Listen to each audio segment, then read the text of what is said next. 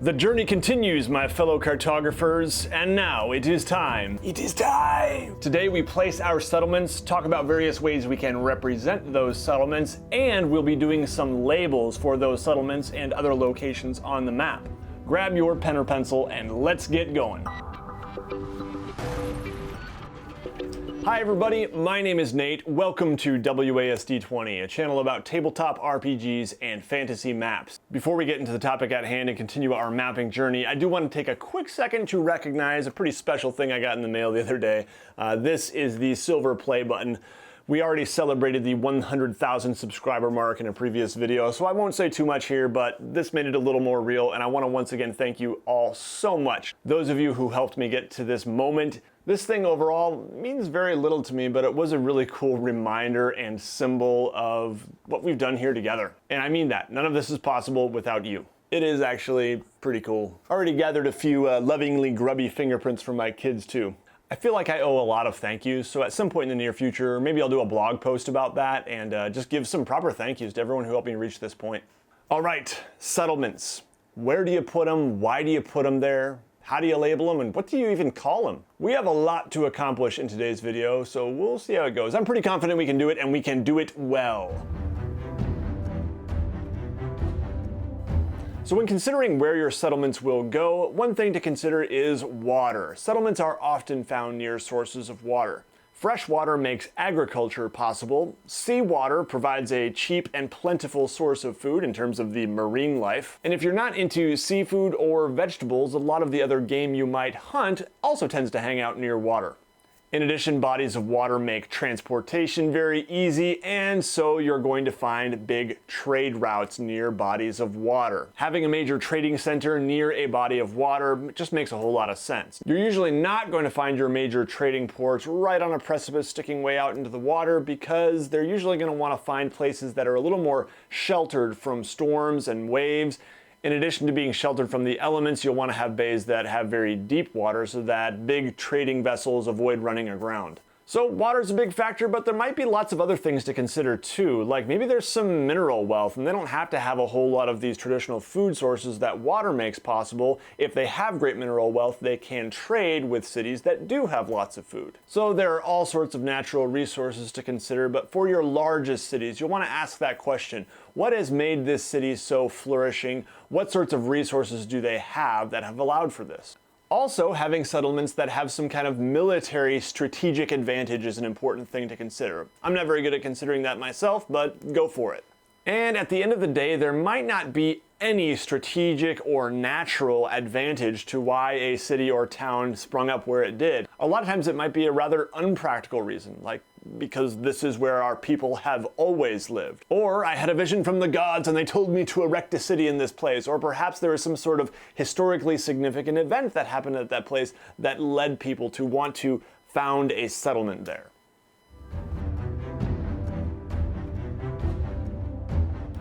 So now we are at the point of being ready to mark our settlements and some other locations here. You've noticed that I've got some little faint circles and other kind of space left for labels here and there. But how exactly do we mark them? Now, you could just leave them simple dots and little squares and things like that. And you notice that I've got this page full of options here that I did a while back. I'll put a link to that video up at the top. So you've got simple geometric shapes, making a star for your capital, making, different symbols to represent different things. You can obviously vary the size of these. You've got these ones, which are kind of my classic style, and that's what I'm gonna be going with today. I find that they are a good, just kind of simple representation that still kind of communicates what this settlement might be. For me, this usually means that these are going to be small cities or large towns. These right here are going to be larger cities, and then this right here is going to be a small village.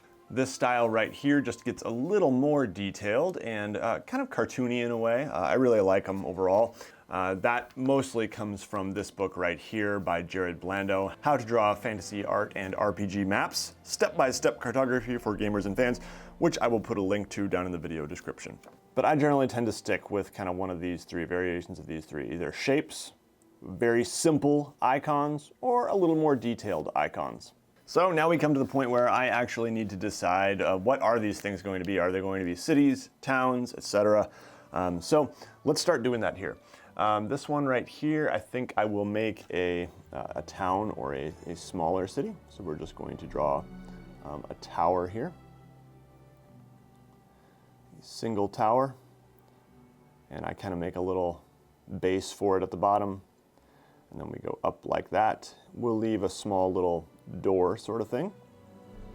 And I'm doing this at a pretty small scale, and it's a little bit tricky to get it really nice looking.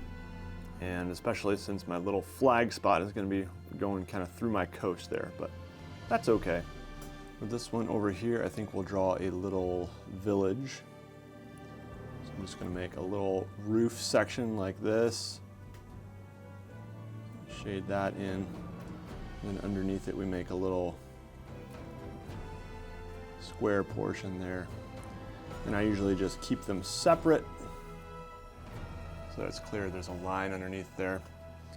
Now this one here, we are going to make a larger actual city here. So for this, we do 2 towers for most cities. And we kind of connect them almost like there's a gate in between. You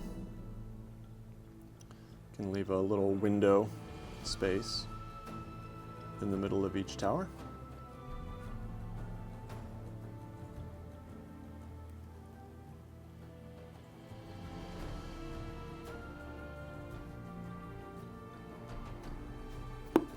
And actually I want to get a nice clean bottom here, so I'm going to just put a line there like that, using a straight edge, and that helps. Now this process took a while, so I'm going to speed it up here, but you've gotten a feel for now the 3 basic settlement styles: the city, the town, and the village. But speaking of this taking a while I was working on it, and while I've been working on lots of other map stuff lately, I've been listening to one of my favorite new audiobook discoveries, The Coming of Conan the Cimmerian, which I picked up on Audible. I have some friends who are really into the classic sword and sorcery stuff, and they told me that this is the best collection of original Robert E. Howard Conan stories, and it did not disappoint. The narration by Todd McLaren is excellent, and stories like these are just such a great companion to fantasy map making. You can actually pick up this audiobook for free today by signing up for a 30-day Audible trial using the link in the video description. There's no strings attached, it really is free for you, and when you sign up, Audible kicks me a few dollars for referring you. It's a win-win. Pick up a free audiobook for you and help out your friendly neighborhood map YouTuber. And if Conan's not your thing, they have pretty much any audiobook you can imagine. Check it out. Thanks, Audible. Alright, now something to note as I'm finishing up my settlements here is that in actuality, I would probably have a lot more smaller settlements for every big city.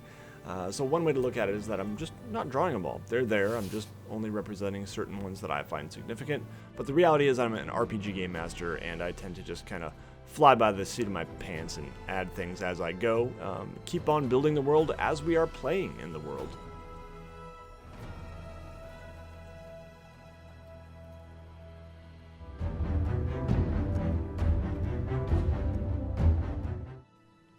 Alright, so now it is time to do the text on our map. Now, there's several different options here, and you can really do anything you want.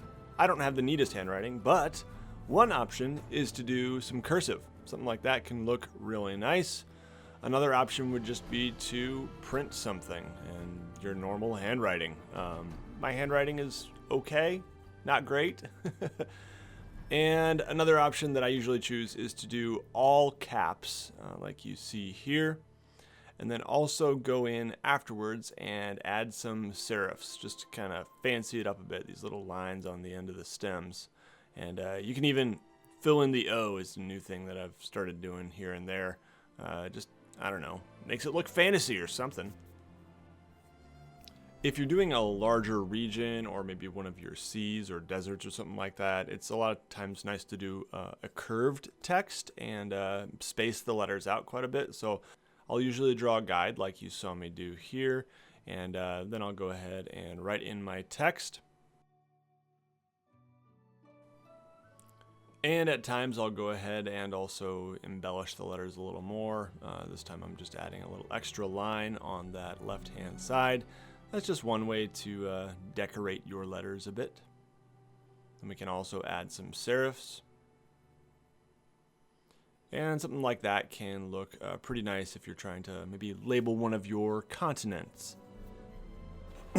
So anyway, feel free to go explore around and look at maps, but those are a couple ideas for labels that I use. Now, I always do draw guides. I have this actual guide, and I'll put a link to this down in the video description. I just bought this on Amazon. You can usually find them probably at like office supply stores or art stores. But I usually just use any old straight edge and draw some lines in. The nice thing about the actual guide is that you get consistency, right? I'm not going around measuring how far my lines are from each other to make sure I get a consistent size of my font, but the guide will help with that.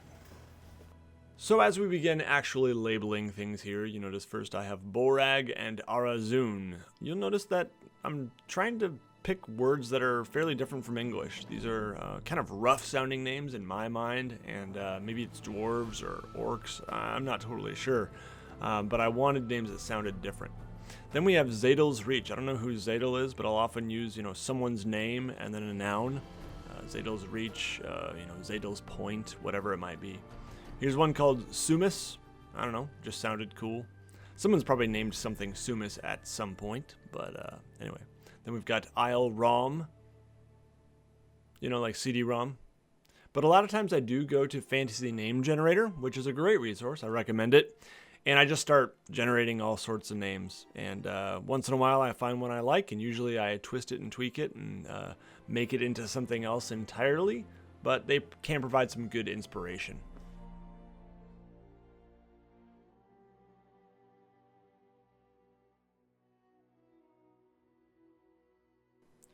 Whereas most of the names on the other landmass were not very English sounding, I'm trying to make the ones on this landmass a little more English sounding. And that's one strategy you might want to take, is group settlements with similar names near each other. That seems to make sense. There are different cultures and languages that might permeate certain areas.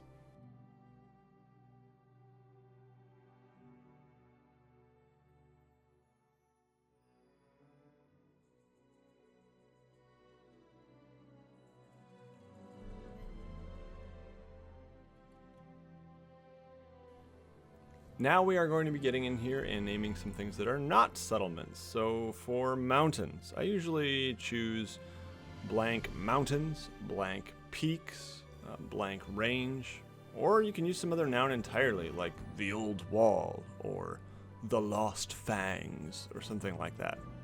You can see for this forest, I just called it the Old Lands, and I toyed with a number of names and just thought that might be a cool one, just kind of this, raw, undiscovered place where dark and mysterious and few dare to go, neither good nor bad, just wild, perhaps.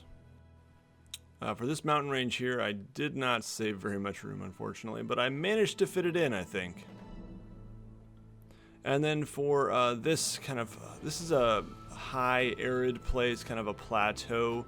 I gave it its own name, and I kind of gave it some curved text there like I showed in the example. Another thing that I will probably do at some point is name the seas, although I'm going to hold off on that for now and just kind of think on it, think what I might want to call them. So in terms of naming things, I tend to just kind of play around and go with what sounds cool, but there's a lot of things that you could consider, and basing certain regions off of real-world languages is a great way to go. People get really into this aspect of world building, and it can be a lot of fun. Tolkien was a master of languages and created his own languages, so you could even get that in depth with it if you want to. As I finish up with the title of this map, I decided to name this world Izora. It was just a name that sounded cool. Sounds kind of like a woman's name, maybe. It probably is. But one thing I noticed is that it ends in RA, and I have a couple other places like that. I've got the Keshora Mountains. I've got a city called Sora. Got Borag, which has an RA in it. So I actually noticed this after the fact and started to think, well, maybe RA in this world actually means land in the old tongue or something like that. See, we're world building. It's fun. As this step of the mapping process nears completion, I just want to take a moment to thank my patrons. These are people who support this channel on a monthly basis. They are amazing. Without them, I couldn't do what I do here. So thank you so much, patrons, for your support. You too can join with them in support of this channel. Just go over to patreon.com/WASD20. There's some pretty cool rewards like weekly live map drawing streams and hangout and consultation with me once a month and things like that. So go check it out and join the patron army. All right, everybody, that's going to do it for this one. Thank you so much for joining me. If you have any comments or questions, leave those down below. In the next episode, we will be doing unique terrain, things like swamps and deserts and all sorts of other terrain effects to kind of fill in the blank spaces of our map. So it should be a lot of fun. Stick around, make sure you're subscribed and all that good stuff. Everybody take care. You'll see me again very soon.